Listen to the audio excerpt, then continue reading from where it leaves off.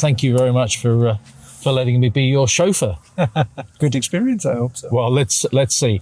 Let me start by asking you about this car. So what's the car we're in now, Frank? We are in a Flying Spur. Our latest edition was the fabulous V8 plug-in hybrid, so brand new. I would say a very nice specification. I've not seen that so far. It looks really great. Yeah, it's pretty impressive. And plug-in hybrid, so in combination with the V8, I think the sensation is well, we are driving us smoothly, swift. Yeah, that's the driver, Frank, not the car. That's the driver. I think it's the car. It's definitely the car, yeah. So how important are plug-in hybrids? What do they do for you? I think the plug-in hybrid is it's not only an over-bridging technology, it's really convincing. It meets a lot of demands. Number one, it adds some, I call it always a little bit of electric magic to the car, because with this instant torque, the throttle response you can feel make something different out of the car. You can drive it fully electric for inner city, for short distance. The short distance with the latest battery technology is, let me call it 40 miles real world, including the heating you need, depending on the temperature. Here in England, you need it a little bit more often, and the air conditioning and all this stuff running. But then you have the long range capabilities with the V8. And there are a lot of tax benefits. Do you know how your customers are using these vehicles? Are they actually plugging them in, or are they just taking the tax benefits and running? In the Bentley case, we are still waiting to get some more really data, to get evidence out of it. But the biggest benefit is in the Bentley use, and we know our customers, they don't have big mileage, so they don't use the car every day. We all know a modern car, after, I would say 8 weeks, 10 weeks, you have to charge it for 12-volt purpose anyway. Yeah. So this comes all with the car. When the moment you plug it in, it's charged. The complete car is charged. So it's very healthy for the car in general and for the use of a Bentley customer. So I expect they charge. I don't have the data, I don't have the evidence. But they're plugging in, that's the... I would expect they plug in. Let me take you back. You've been in the job, 10 months, 9 months? 7. 7 months. What's on your to-do list? It's in general, but this is, well, same in Bentley than in more or less all other car companies. We have to manage the transition from the traditional ICE engine to electric cars over a period, I would say now, for the next 10 years, introducing electric cars, but also seeing, and coming back to the plug-in hybrid, the plug-in hybrid has now really a big acceptance of the customers, because a lot of them got experience, a lot of them are thrilled by the power and the practicability you have. It's also, it leads the way on charging, but you have a backup. And I think that's what people are convinced of the technology. But managing this transition is the biggest thing. And in the Bentley case, introducing the first electric car, we expect in 27, being a luxury urban SUV, but also to have an outlook on the next generation cars of a Flying Spur, of a Continental, of a Bentayga. What is the right thing to do? And this transition is a lot about timing. And on timing, are you glad that your predecessors didn't rush towards electrification quicker? Now, with hindsight, looking what's happening in the market, are you happy with your timing? I would say I expect that in 27 we are a little bit more back to normal. At the moment, we have an overswing on the maybe negative side of the acceptance of the electric cars. I expect we come back to normal. More cars will be on the market, more experience will be out, range will grow. But yeah, I think timing-wise could be very good. So you're talking at the moment about your first all-electric car being the urban SUV, yes, which we'll see in 2026, on sale 2027, I understand. Yes. Are Bentley customers sort of screaming at you, Frank, come on, we want electric cars? Do Bentley customers really want electric cars? I cannot say they force me. Yeah, I think that's fair to say. Are there Bentley customers that are excited about that? Yes. But we see a clear split. We have also some people that say, no, don't bother me with an electric car. I don't like it. Yeah. Very, very honest. But we are also looking for new customers. We are looking for customers They are these tech seekers. They're looking for the latest, greatest. They're looking for an exclusive car that is electric. Are these all today already Bentley customers? No, I don't think so. And is that why you're doing that's why you're doing a smaller one as well? Yes, that's an opportunity, definitely. And it's different to what we offer today. If you want to go for a more compact car, you go for the electric car. The bigger car is the Bentayga. And the plan currently is for the whole range to be fully electric by 2035. Yeah, we adapted that. Original plan was 2030, but with all the market feedback we get, we said if we are too quick, that could overstretch us as a company. So we decided 2035 is the target. So get me excited about the first all-electric Bentley. What's it? It's out testing now, is it? We are testing what we call the test mules. Right. Not the final design, but these cars are now in preparation. You get a lot what you know from Bentley. What is the craftsmanship? Is materials? Is the nice design, interior, exterior? Because there's nothing like this, is there? It will be more modern interpretation, but you will find it will not say we will keep stitching on leather or bringing wood in the car. Yeah, because this is traditionally is also questioned by customers and also prospects. And then you get a really astonishing drivetrain.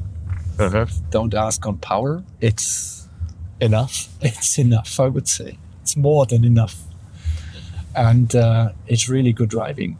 It's very, very good driving, good steering, braking, all the stuff, all that what makes, and Bentley is a driver's car.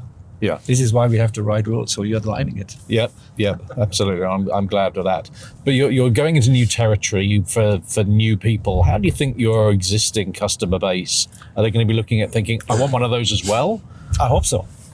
First, this is what you have to find as a proper, to keep that in balance, to have traditional Bentley elements, add something new, add some excitement, and make a new car. And our communication is all about that's the next Bentley.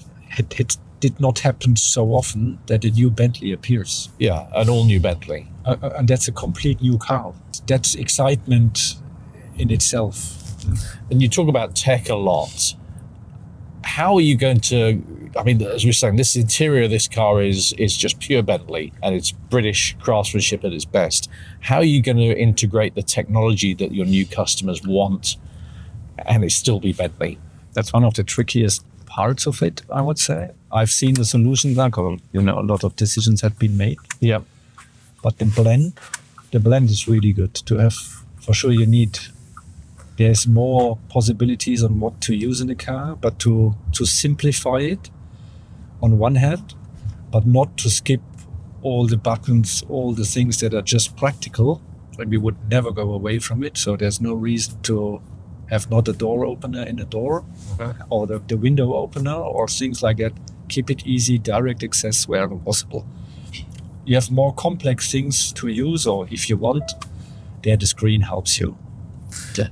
There's something also that's very Bentley, which you get the best of both worlds in this car because we're running on EV power at the moment, but I can put my foot down and I hear the Bentley roar. Yeah. What does a Bentley EV sound like?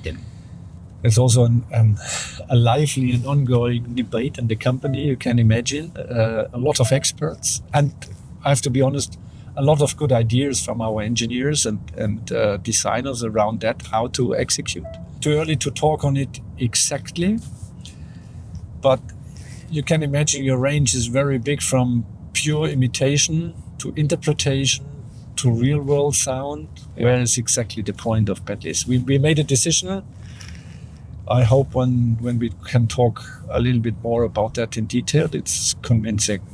And do you think the new car will share a lot of technology within the group from your former employers, Porsche, for example? Do you think Bentley buyers mind that the car shares a lot? This car does as well, but probably more so in the EV.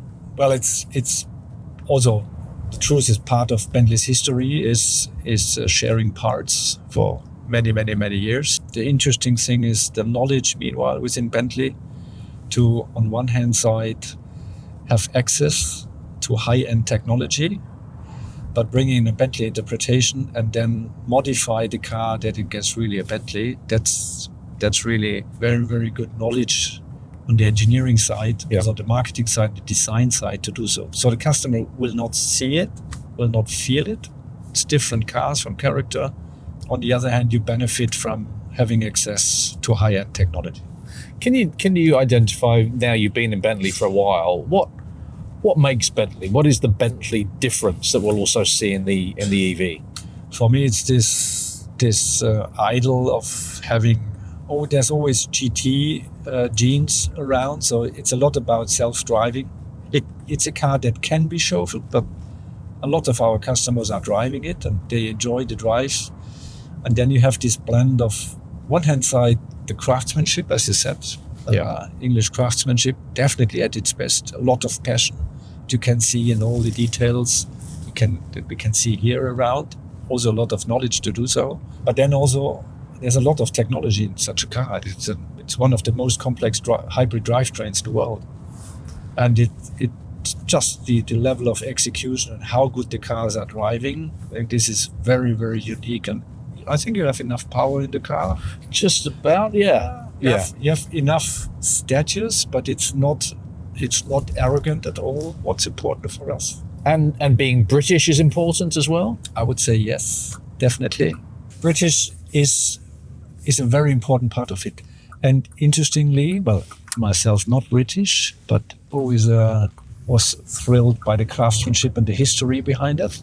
If you're in the country, it's not so, well, for sure you're used to it, it's just normal, but in the moment you're going out, you're talking to especially Chinese customers from Asia, from the US, they're all thrilled about it.